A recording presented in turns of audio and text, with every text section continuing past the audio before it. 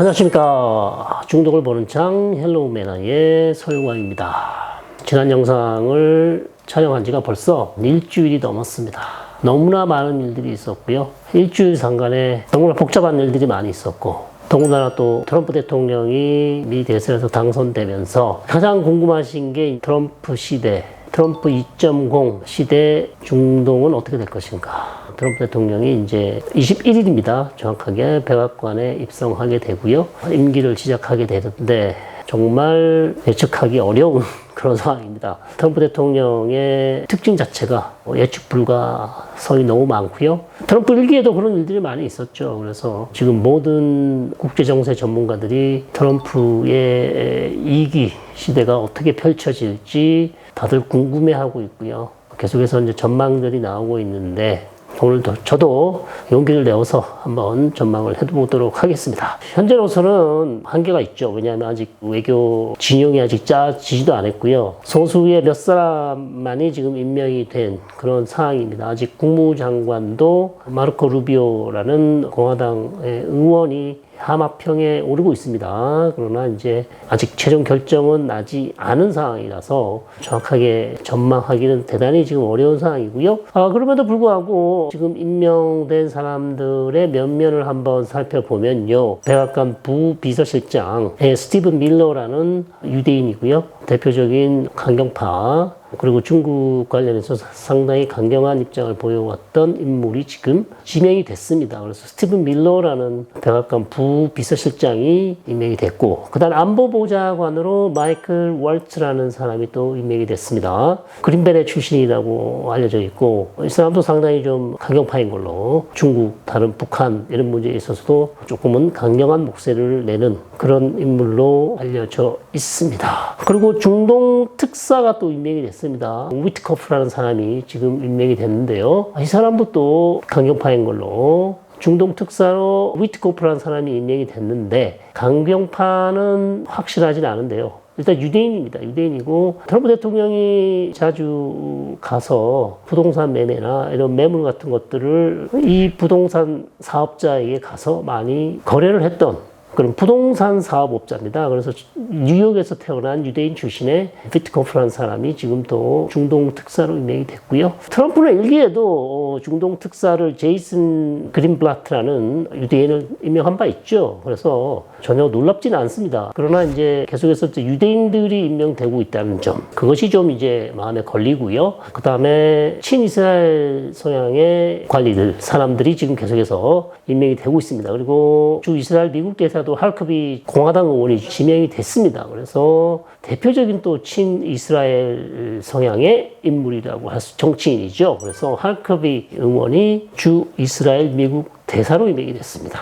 이 남은 거는 이제 가장 중요한 것 중에 하나가 이제 국무장관인데요. 국무장관은 아직 하마평에 오르고 최종 결정은 나지 않았습니다만 시내에서는 역시 루비오 의원이 점쳐지고 있는 상황입니다. 그러다 보니요, 이게 전체적으로 친이스라엘 조금은 강경한 사람들, 그런 인물들이, 정치인들이 계속해서 이제 진용을 갖춰가고 있기 때문에 트럼프 대통령의 임기 초반에도 상당히 쉽지 않을 것 같고요. 특히 이제 이게 중동 문제 같은 경우는 이게 계속해서 트럼프가 또 일기에 워낙 또 친이스라엘적인 그런 성향을 많이 보이지 않았습니까? 나타냐후가 원하는 것들을 다 해줬거든요. 미국의 이스라엘 대사관을 텔아비브에서 예루살렘으로 옮겨줬고요. 그것도 아주 중요한 사건이었죠. 어느 미국 대통령이 한 번도 시도하지 않은 일을 트럼프 대통령이 해냈고, 그 다음에 1967년 전쟁에서 이스라엘이 시리아로부터 빼앗은 땅이죠. 골란공원. 이것은 이제 국제법상 이스라엘 영토가 아닙니다. 그런데 이스라엘은 이 영토를 합병을 했죠. 그것을 또 미국 대통령이 직접, 즉 트럼프 대통령이 이것을 인정을 해줬어요. 이스라엘 땅으로. 그래서 거기 트럼프 이름을 딴 골란공원의 마을도 이름을 지었습니다. 그 정도로 트럼프 대통령이 나타냐후 총리를 상당히 지지를 해줬죠. 임기 초반에 일기 때요. 그리고 또 2018년 트럼프 대통령은 오바마 대통령이 맺어놓은 JCPOA 이란 핵협정을 일방적으로 탈퇴를 합니다. 이건 역시도 나탄야후 총리가 트럼프 대통령이 탈퇴하도록 설득했다. 그리고 내가 성공했다. 이렇게 얘기한 적이 많이 있습니다. 나탄야후 총리가. 그렇기 때문에 사실 트럼프 대통령이 핵 합의를 탈퇴하는데 가장 결정적인 역할을 한 인물이 이스라엘의 나탄야후 총리일 가능성이 높다. 이건 역시도 나탄야후와 설득을 성공한 것이고 어찌 보면 트럼프 대통령이 나탄야후의 요청을 받아들였다. 물론 뭐 트럼프 개인의 이익도 있겠죠. 오바마가 아닌 본인이 직접 이란 핵 협상을 세워야 된다는 그런 생각으로 핵 협정을 탈퇴했던 것이죠. 그래서 트럼프 일기에 친이스라엘적인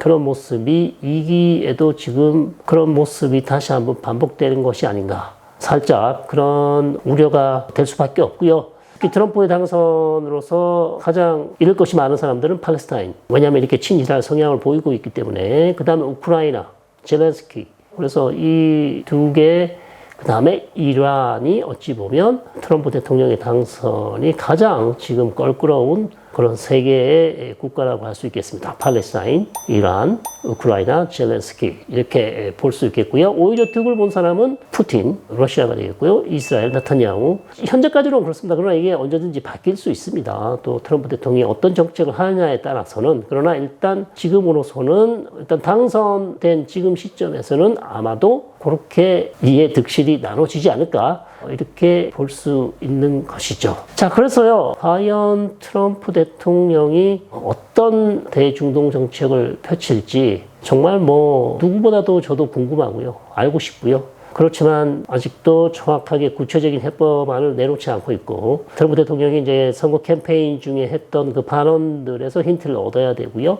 지금 제가 설명드린 외교, 안보, 보좌관, 그리고 백악관, 실무진 이런 지명된 사람들의 면면을 살펴보면서 우리가 이제 힌트를 얻을 수밖에 없는 그런 상황이라고 할 수 있겠습니다. 자, 가장 시급한 문제는 역시 두 개의 전선, 즉 가자지구와 레바논에서 하마스와 헤즈볼라와 전쟁을 벌이고 있는 이스라엘이 과연 트럼프 대통령이 이미 선거 캠페인 기간 중에 내가 대통령이 당선만 되면 백악관에 입성하기도 전에 전쟁을 끝낼 수 있다. 이렇게 얘기를 했는데요. 과연 그것이 트럼프의 매직이 있는 것인지, 실체가 있는 것인지, 정말 그렇게 할 수 있을 것인지 너무나 궁금합니다. 일단 트럼프 대통령은 1월 20일 전까지 전쟁을 끝내줬으면 좋겠다라는 그런 메시지를 보내왔지만 여전히 전쟁은 아직도 계속되고 있고, 현재 지금 이제 헤즈볼라와 이스라엘 간의 이제 협상이 상당히 많이 진전이 됐다는 그런 보도가 나오고 있습니다. 그래서 어찌 보면 잘하면 헤즈볼라와의 휴전이 될 수 있을 것 같기도 한데요. 역시 레바논도 헤즈볼라도 여기에 합의를 해야 되고,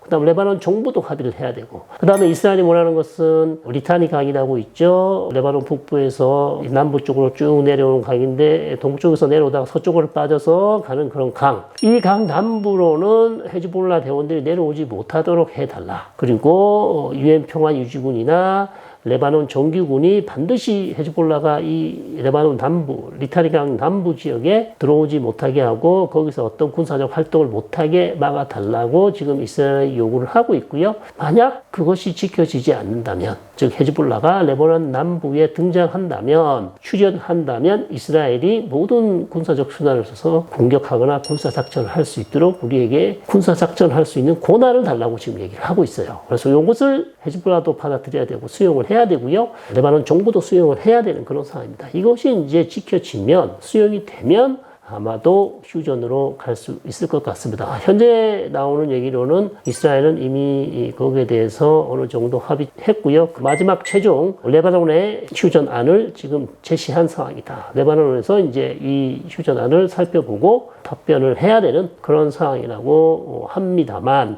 계속해서 제가 말씀드렸지만 레바논 정부와 헤즈볼라가 것을 받는 것이 그렇게 쉽지 않아 보이고, 이스라엘과 헤즈볼라 간에 지금 전면전 양상, 계속해서 헤즈볼라는 이스라엘 북쪽 향해서 로켓, 즉 카츄샤 로켓이죠, 계속 쏘고 있고요. 피해자도 계속 늘어나고 있는 상황입니다.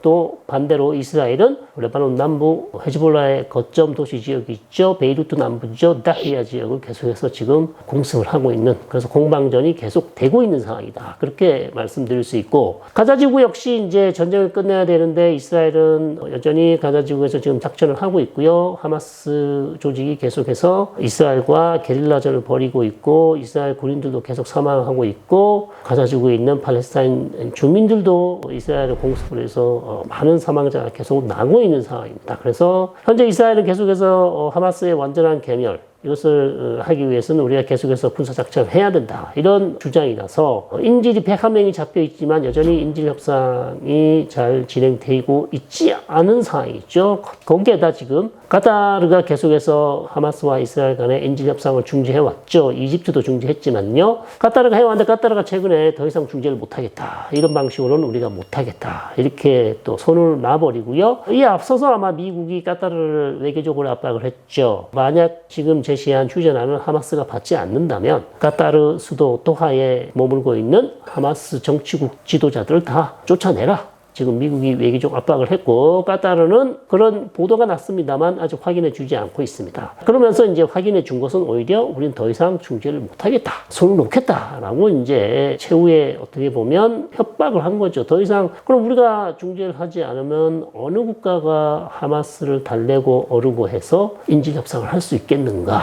할 테면 해보라는 것이 지금 카타르의 입장인 것 같습니다. 그리고 이제 중요한 문제는 이란 문제죠. 제가 지지난 영상에서도 지난 10월 26일 이스라엘이 이란에 20여 곳을 공습했고요. 여기에 대한 보복을 하겠다고 이란이 천명했다고 설명을 드렸고 계속해서 그 부분을 전달해 드렸는데요. 오늘 새로운 보도가 났습니다. 스카이뉴스 아랍어 홈페이지에서 보도가 났는데요. 아랍어 뉴스에서 이란이 일단 트럼프 대통령과 핵협상을 재개할 때까지는 이스라엘에 대한 제3차 보복 공격을 일단 연기하겠다. 이런 보도가 났습니다. 그래서 이란도 역시 트럼프 대통령과의 핵협상을 기다리고 있는 것이죠. 베제스키안 대통령이 계속해서 핵협상을 하겠다고 그랬고요. 핵협상이 돼야, 협정이 체결이 돼야 이란의 경제 제재를 해제할 수 있고 그래야 이란이 이 어려운 상황에서 돌파구를 만들어서 좀 국민들에게 희망을 줄 수 있는 것이죠. 그리고 정상국가로 갈 수 있는 것이기 때문에 매우 심각한 상황인 것은 여러분이 너무나 잘 아시는 거고요. 그래서 이제 이란이 이렇게 한 번 물러서는 것은 역시 이라크를 통해서 이란의 메시지를 전달했다고 합니다. 만약에 이번에 이란이 다시 이스라엘 재차 보복하면 우리가 이스라엘을 자제시킬 자신이 없다. 그리고 이스라엘의 보복 공격은 10월 26일보다 훨씬 더 강한 수위, 즉 정유시설이라든지 이란이 가지고 있는 전략시설을 충분히 공격할 수 있다라는 그런 강력한 메시지를 이라크를 통해서 이란에 전달했다는 그런 보도가 났습니다. 더군다나 지금 트럼프 대통령이 지금 당선이 됐기 때문에 이란으로서도 한 번 더 기회를 주자라고 지금 조금 쉬어가는 그런 모습입니다. 그래서 다행히도 어쨌든 트럼프 대통령과의 어떤 핵협상 재개 그렇다면 최소한 1월 20일까지는 그리고 핵협상이 재개된다고 백악관 들어간다고 바로 핵협상이 될 수 있나요? 그렇지 않습니다. 그래서 최소한 길게는 올 봄까지는 내년 봄까지는 2월, 3월까지는 아무래도 이란이 이스라엘을 공격할 가능성은 그렇게 높아 보이지 않습니다. 이 보도에 따르면요. 그러나 보도는 보도인 것이고 이란이 이 보도대로 그대로 한다는 보장은 없습니다. 그러나 일단 보도가 났다는 점 여러분이 잘 알고 계시고요. 거기에 따라서 필요한 대비를 하시면 될 것 같습니다. 그래서 일단 이란은 현재로서는 이른 시일 내에 이스라엘을 공격할 생각은 없다.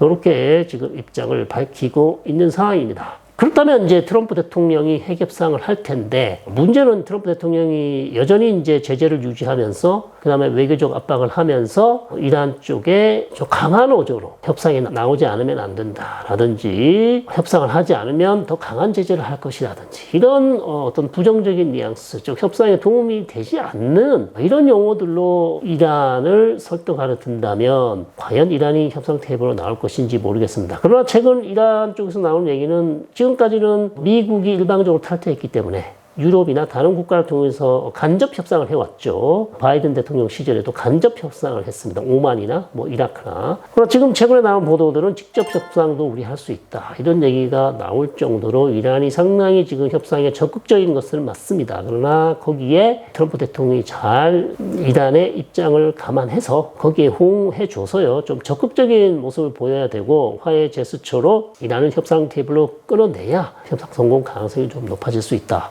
저는 이제 그렇게 판단하고 있는데 만약 그렇지 않다면 협상 테이블에 앉는 것도 어렵고요. 협상 성공 가능성도 높아 보이지 않습니다. 그렇기 때문에 협상을 어떻게 시작하는가, 어떻게 개시를 할 것인지 이것도 상당히 중요한 시점이라고 할 수 있겠습니다. 그래서요, 트럼프 대통령은 일단 가자지구와 레바논 전쟁을 끝내고 싶지만 또 어찌 보면 나타냐후 총리에게 시간을 더 줄 수도 있다. 필요한 시간을 줄 수도 있다. 나타냐후 총리는 분명히 그럴 것입니다. 하마스의 개멸을 위해서 우리가 더 시간이 필요하다. 헤즈볼라도 우리가 휴전을 하고 싶지만 우리가 제시한 조건을 헤즈볼라가 수용하지 않고 있다. 그렇기 때문에 우리로서는 어쩔 수 없다. 라는 이제 이런 얘기를 할 텐데요. 그것을 과연 트럼프 대통령이 수용할 것인지 아니면 더 강력하게 이스라엘이 좀 눈을 낮춰서 반드시 이 협상을 성공시켜라라는 어떤 그런 압박적으로 갈 것인지 그게 이제 사실 가자지구와 레바논에서 전쟁을 끝낼 수 있을 것인지 아니면 여전히 이 전쟁이 계속될 것인지를 가늠할 수 있는 그런 기준이 된다고 할 수 있겠습니다. 과연 트럼프 대통령이 나타냐후를 얼만큼 압박할 수 있을 것인지 거기에 저는 달려 있다고 보는 것이고요. 우리의 예상과는 달리 트럼프 대통령이 진짜 나타냐후 총리에게 필요한 시간을 더 줄 수도 있다고 저는 생각합니다. 워낙 트럼프 대통령과 나타냐후는 여전히 케미를 자랑하고 있기 때문에 그렇게 된다면 전쟁은 1월 20일 이후에도 조금 더 갈 수도 있다. 최악의 경우는 그렇게 될 수도 있다는 것이죠. 자, 그리고 이스라엘 내에 또 많은 일들이 있었습니다. 특히 이제 요압 갈란트 국방부 장관을 지금 네타냐후 총리가 해임을 했어요. 전쟁 중인데 지금 해임을 했습니다. 이것은 상당히 이제 의미가 크죠. 이미 요압 갈란트 국방부 장관과 네타냐후 총리 사이 안 좋은 걸 다 아시죠? 필요한 말 없으면 대화를 하지 않는 그런 수준이고요. 몇 번을 자르려고 했다가 국민들의 반대도 작년에 자르려고 했다가 국민들의 반대로 다시 복귀를 시켰고 이번에도 자르려고 했다가 레바논의 전쟁이 크게 나서 다시 안 자르다가 결국 미 대선이 5일 정도 됐을 때 그때 결과가 나올 쯤에 이스라엘 시간 현지 시간 밤에 요압 갈란트 국방장관을 자르고 외무장관 즉 이스라엘 카츠 외무장관을 지금 국방장관으로 임명했는데요. 전혀 군 경력이 없는 사람입니다. 그래서 지금 오히려 이스라엘 쪽에서 나오는 얘기는 나타냐후 총리 본인이 지금 국방장관도 겸직하는 거나 마찬가지다. 지금 이런 얘기가 나오고 있어요. 그래서 결국 요압 갈란트 국방장관을 해임한 것은 워낙 국방장관이 나타냐후 총리가 원하는 방향으로 하지 않았죠. 꼿꼿이 목을 세우면서 반대 의사를 계속 피력했습니다. 공개적으로 전쟁을 빨리 끝내야 된다. 인질석방이 제일 중요하다. 그 다음에 더 중요한 것은 하레dim, 즉 초정통파 유대인들의 청년들을 징집하는 그 법안 통과에도 상당히 반대를 하면서 왜 우리 군의 병력 숫자가 이렇게 모자라는데 이런 문제가 많은 법안을 통과시켜서 군 면제를 시키냐 이렇게 하면서 상당히 이제 반대 목소리를 냈기 때문에 리쿠드 당 내에서도 상당히 요압 갈란트 장관에 대해서 불만들이 많았고요. 나타냐후 총리에게도 역시 더 이상 요압 갈란트 국방부 장관을 자리에 둘 수 없었다. 그래서 전격적으로 해임을 했던 것입니다. 그래서 지금 국내에서는 이스라엘 국내에서는 상당히 지금 이게 문제가 되고 있고요. 이거 말고도 지금 나타냐후 총리실에 상당히 많은 지금 스캔들이 있어서 경찰이나 아니면 이스라엘 정보부에서 계속 수사를 하고 있어요. 특히 이제 가장 큰 것이 하마스가 협상과 관련해서 중요한 급비 문서를 외신에다가 이 문서를 빼돌려서 독일의 빌트 일간지가 이 보도를 하게 됩니다. 즉 무슨 보도냐 하면은 계속해서 나타냐후 총리가 이제 인질 협상을 미루고 하지 않고 이러니까 국내에서 불만들이 많았죠. 총리가 국민들의 생명과 재산을 보호해야 되는데 거기에는 관심이 없고 하마스 개멸이라는 사실 성취 불가능한 그 미션을 계속해서 핑계로 인질 협상을 미룬다라는 비판이 많았기 때문에 너무나 여론이 좋지 않았습니다. 그래서 그 여론을 환기시키기 위해서 외신에다가 하마스의 입장이 강경하다. 야흐야 시나르가 살아있을 때였죠. 야흐야 시나르가 계속해서 인질들 데리고 뭐 이집트로 탈출하려고 한다. 이란으로 가려고 한다. 그 다음에 협상을 전혀 받을 생각이 없다라는 이런 급비 문서를 가자지구에서 마치 발견한 것처럼 그와 관련된 문서를 외신 빌트제에다가 흘려서 외신이 보도하게끔 했다라는 지금 스캔들이 터졌습니다. 그래서 이것을 조사를 하고 있는데요. 상당히 이제 의심이 많이 갔죠. 그래서 이스라엘 쪽에서는 아마도 나타나고 총리의 꼬리 자르기식 아닌가. 결국 본인이 관련이 돼 있고, 그 다음에 국내 여론이 안 좋기 때문에 본인에 대한 책임을 없애기 위해서 본인 때문에 지금 협상이 중단되는 것이 아니라 하마스, 야흐야 시나르 때문에 협상이 진척이 없다는 그런 어떤 여론을 환기시키기 위해서 이런 작업을 한 것이 아닌가.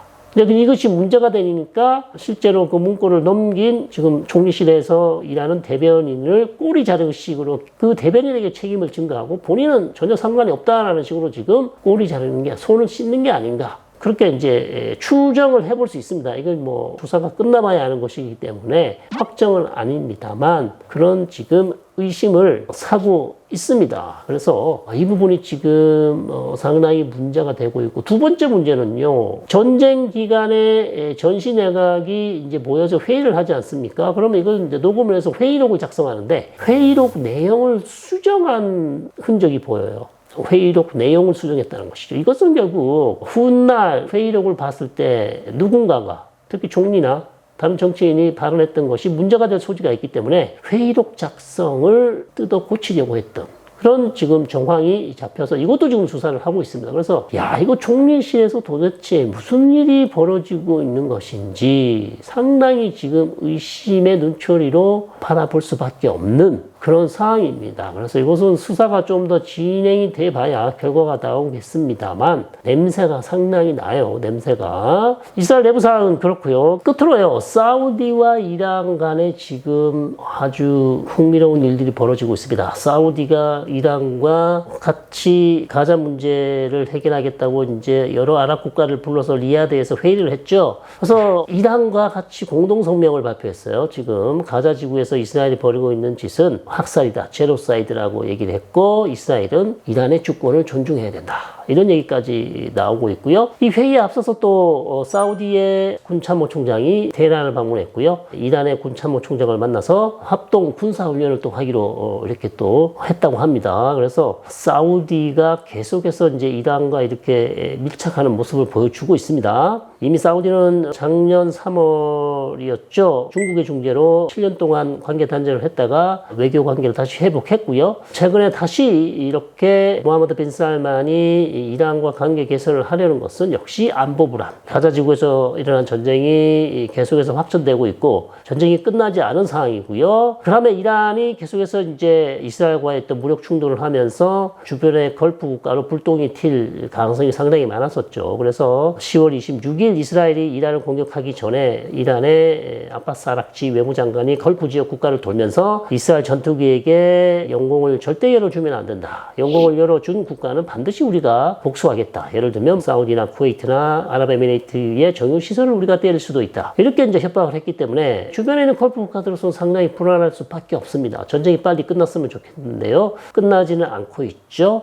그리고 지금 바이든 대통령은 거의 데드덕 상황이고, 그다음 트럼프 대통령이 들어오려면 아직도 2달이나 더 남아있기 때문에 이 불안한 이 2달 동안 사우디는 차라리 이란과 밀착해서 보험 차원에서 계속해서 사우디가 긴밀한 관계를 유지하면서 이란으로부터의 어떤 안보 보장을 받는 것이 사우디는 훨씬 지금 외교적으로 유리하다고 판단했을 거고요. 그러면서 이제 이스라엘은 상당히 지금 실망하고 있겠죠. 이스라엘은 작년 10월 달까지만 해도 거의 사우디와 관계 정상화를 다 했다고 생각을 했었는데 가자 지구에 이제 전쟁이 나면서 사실상 사우디와 관계 정상화가 벌어졌고요. 사우디가 이제 이스라엘과 관계 정상화를 하려면 그 비용이 더 올라갔습니다. 작년 같은 경우는 그냥 이스라엘이 팔레스타인 국가를 세워주겠다. 이런 구체적인 로드맵만 좀 얘기를 한다면 사우디가 이스라엘과 관계 정상화를 할 수 있다. 이런 얘기를 했었는데 지금은 1년이나 지났고요. 지금 아랍 이슬람권 여론이 이스라엘에 대해서 너무나 좋지 않기 때문에 사우디로서는 지금 이스라엘과 손을 잡으려면 훨씬 더 구체적인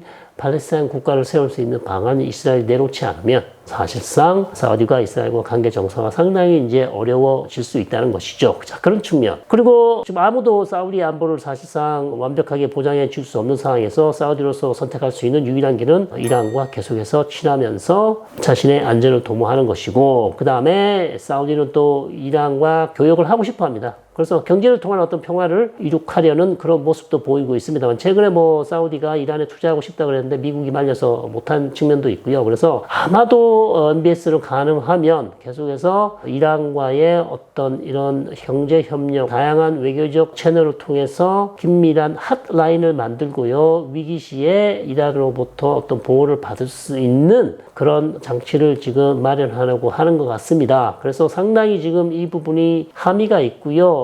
중동 지역 전체에 주는 함의가 있다고 봅니다. 그렇다면 사우디가 이런 식으로 나온다 그러면 다른 UAE나 다른 거프 국가들도 결국 자국의 안전을 보장할 수 있는 방법 중에 하나가 결국 이란과의 어떤 이란과의 화해 과정으로 가는 것이 오히려 가장 안전하고 확실한 방법이지 않는가. 결국 지금 걸프 국가들이 가장 두려워하는 국가는 미국도 아니고요, 이스라엘도 아니고요, 이란이거든요. 결국 이란의 재래식 무기만 해도 지금 걸프 국가들을 한순간에 폭망시킬 수 있는 그런 상황이기 때문에 걸프 국가들로서는 차라리 이란과의 어떤 교역이나 외교적 관계를 회복해서 안전을 도모하는 것이 훨씬 낫겠다라는 그런 판단이 설 수도 있습니다. 자, 그런 상황인 것으로 지금 판단이 되고, 그렇다면 이제 사우디가 계속해서 중동 정세가 이른 시일 내에 안정화되지 않는다면 미국이 허락하는 선에서 계속해서 이란과의 어떤 교역, 관계 개선 이런 것들을 늘려갈 것으로 그렇게 판단됩니다. 그래서 오늘요 여러 가지 살펴봤습니다. 일주일 동안 하지 못했던 숙제를 한 느낌인데요. 트럼프 대통령 어떻게 될지, 가자지구 그 다음에 레바논 전쟁 빨리 끝냈으면 좋겠는데요. 여전히 협상 중이지만 불투명하고, 가자지구는 사실상 인질 협상을 이스라엘이 미루고 있고, 가자지구에서 계속해서 하마스를 괴멸을 해야 된다고 지금 생각하고 있기 때문에 여전히 가자지구는 좀 더 게릴라 전쟁이 길어질 것 같고요. 이란 관련해서는 트럼프 대통령이 좀 더 유화적인 자세로 나온다면 이란이 협상 테이블로 나올 것인데, 그렇지 않는다면 협상 시작이 어떻게 될지 상당히 궁금하고요. 협상을 어떻게 시작할지가 상당히 중요해 보입니다. 그래서 협상이 잘 된다면 중동 지역에 상당히 안정화될 수 있겠죠. 다만 지금 트럼프 대통령의 외교, 국방 이쪽에 새로